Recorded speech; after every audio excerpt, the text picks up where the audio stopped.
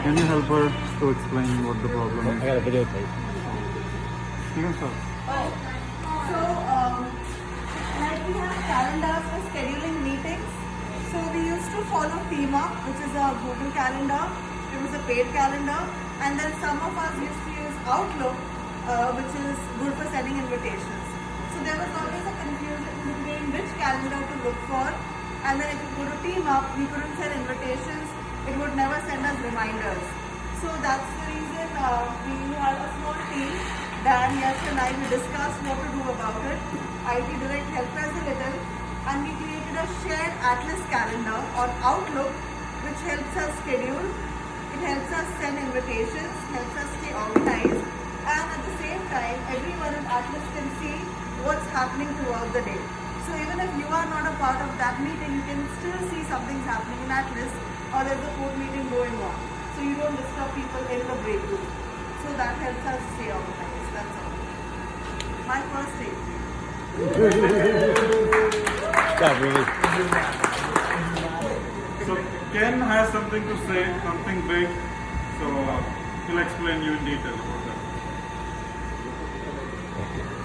For a while, for a few years now, Carlos and I, Linda, we were talking about bringing a laser in to expand our capabilities, move into a new product line. Well, looks like we're going to come to fruition this year. All right.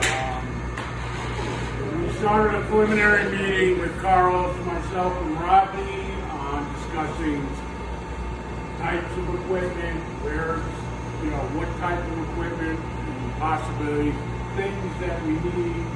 I need to bring gas in and have a tank outside, and piping and water, electrical, because it's a 460, so we'll probably have to get another transformer. So we're putting all those numbers together, along with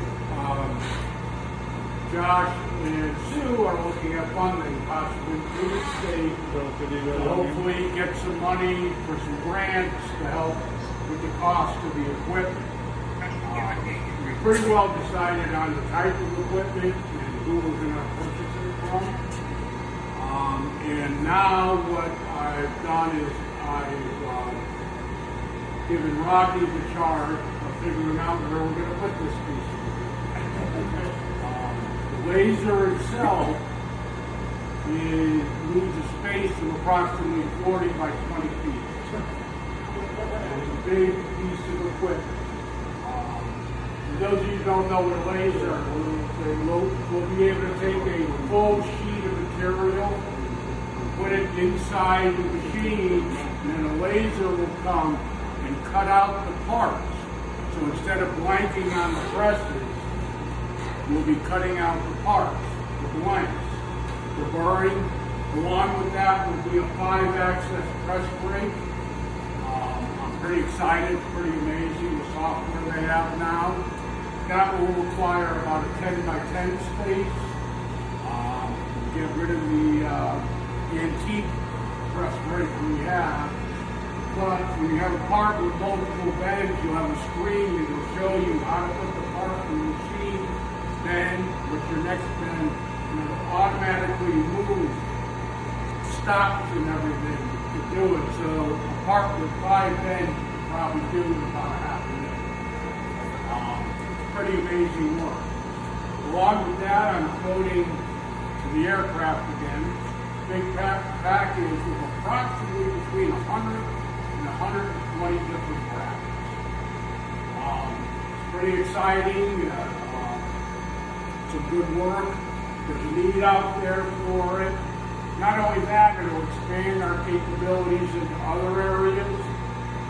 We've actually got our first quote-unquote medical customer coming online shortly. They make a deep fib that straps on, not a deep fib, a compression for chest compressions. Strap it on the person and automatically compresses the chest. We're going to be making a clip that goes in the battery pack. Hopefully, they said they've got another probably dozen parts that we can help them with. with the press brake and the laser, we can get into other things, there's electronics and the medical and the automotive. It's pretty exciting, and I think it's about time that we move into that as well. So there'll be some upheaval trying to fit the equipment in here. But Rodney will put together a team to work on that. Anyone have any questions for me? Woohoo! Good job, Ken.